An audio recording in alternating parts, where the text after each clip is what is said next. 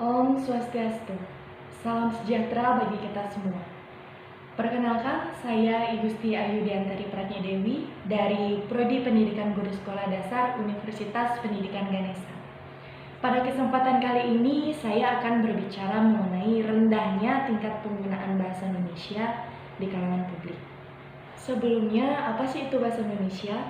Tentunya bukanlah hal yang asing lagi bagi kita saat mendengar bahasa Indonesia. Iya benar, bahasa Indonesia merupakan bahasa persatuan Indonesia. Bahasa Indonesia adalah salah satu dari banyaknya varietas bahasa Melayu. Bahasa Indonesia diresmikan penggunaannya setelah proklamasi kemerdekaan, tepatnya sehari setelah proklamasi tersebut dilaksanakan.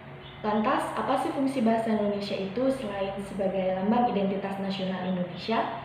Bahasa Indonesia memiliki fungsi sebagai alat pemersatu masyarakat yang memiliki perbedaan latar belakang sosial budaya. Kita ambil contoh seperti masyarakat Bali saat bepergian keluar Pulau Bali, saat ingin berkomunikasi dengan masyarakat di luar, tidak mungkin kan menggunakan bahasa Bali. Nah, untuk memudahkan mereka saat berkomunikasi, mereka akan menggunakan bahasa Indonesia. Pada era globalisasi seperti sekarang ini, penggunaan bahasa Indonesia di ruang publik dinilai sangat rendah. Hal tersebut karena masyarakat lebih bangga saat menggunakan bahasa asing daripada bahasa Indonesia. Mari kita mencoba berselancar di jalanan kota Indonesia mengenai penggunaan bahasa Indonesia. Di ruang publik, kini penggunaan bahasa Indonesia kian tergantikan oleh bahasa asing, yaitu bahasa Inggris. Mulai dari penggunaan nama jalan, nama tempat, papan pengumuman, spanduk, dan sebagainya kini kian menggunakan bahasa Inggris. Undang-Undang Republik Indonesia Nomor 24 Tahun 2009 tentang bendera, bahasa, lambang negara, serta lagu kebangsaan kini kian terabaikan, seolah-olah tidak berlaku. Atau mungkin memang masyarakat Indonesia yang tidak mengetahui tentang undang-undang tersebut. Kemudian pasal 36 ayat 3 menyatakan bahwa bahasa Indonesia ini wajib digunakan untuk nama bangunan atau gedung, nama jalan, apartemen, pemukiman, perkantoran, kompleks perdagangan, merek dagang, lembaga usaha, atau organisasi yang dimiliki ataupun didirikan oleh warga negara Indonesia dan Badan Hukum Indonesia. Dan juga pasal 38 ayat 1 menyatakan bahwa bahasa Indonesia ini wajib digunakan dalam petunjuk jalan, fasilitas umum, spanduk, ataupun informasi lainnya yang bersifat pelayanan umum.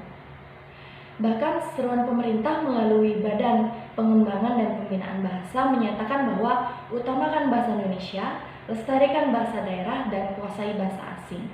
Kini belakangan ini terus didengung-dengungkan, tapi hanya seperti bergaung di masyarakat kecil, tidak masyarakat secara umum. Menurut pendapat dari salah satu juri adibahasa saat melihat data yang diperoleh dari salah satu finalis adibahasa menyatakan bahwa saat ia memandangi foto-foto data yang diperoleh seperti sedang berselancar di luar negeri karena penggunaan bahasa Indonesia kian tergantikan oleh bahasa asing. Nilai jualnya pun dikalahkan oleh bahasa asing. Namun sebenarnya ada hal yang lebih memprihatinkan lagi daripada penggunaan bahasa Inggris ini, yaitu ketika nama atau informasi yang ditulis dalam bahasa Indonesia, ejaannya kerap kali tidak sesuai dengan kaidah atau aturan bahasa Indonesia. Kita ambil contoh seperti penulisan informasi yang ditulis di suatu papan pengumuman atau spanduk. Kata depan di misalnya, seolah-olah hilang atau dikucilkan penggunaannya. Penulisannya kerap kali digabungkan dengan kata di belakangnya. Berikut contohnya seperti di jalan, di sepanjang, dan di mana. Mengapa hal tersebut bisa terjadi? Hal tersebut terjadi karena disebabkan oleh kurangnya kecintaan kita dan kebanggaan kita terhadap bahasa Indonesia. Karena tidak cinta, maka tidak ada keinginan untuk mempelajari, merawat, dan mengembangkannya. Apalagi ada anggapan bahwa bahasa Indonesia penguasaannya terjadi secara alamiah. Tentunya hal tersebut harus dihilangkan dari pikiran kita. Bahasa Indonesia agar dapat dikuasai tentunya harus dipelajari. Apakah ada yang salah dari pendidikan kita? Tentunya tidak ada. Seperti yang kita ketahui bahwa bahasa Indonesia ini telah diajarkan dari tingkat sekolah dasar. Seperti contoh penggunaan kata depan di tadi. Kecintaan terhadap bahasa Indonesia dan kebanggaan terhadap bahasa nasional tentunya harus dipupuk sejak dini. Kesadaran untuk mengutamakan bahasa Indonesia dan menggunakan bahasa Indonesia yang taat kaidah mesti ditanamkan sejak orang berada pada pendidikan sekolah dasar dan berkelanjutan di tingkat-tingkat selanjutnya. Perlu ditentukan metode pengajaran bahasa Indonesia yang mendukung hal tersebut. Salah satu contohnya seperti lebih mendekatkan pelajar kepada kamus ataupun pedoman umum ejaan bahasa Indonesia. Dengan begitu, kemampuan dan pengetahuan siswa terhadap bahasa Indonesia akan terus meningkat seiring mereka dewasa. Pemakaian bahasa Indonesia pun akan meningkat mutunya, terutama di ruang publik, ruang yang dikunjungi dan dilewati oleh siapa saja.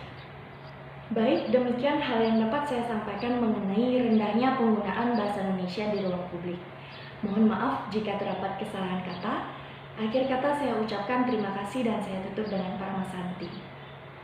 Om Santi, Santi, Santi, Om.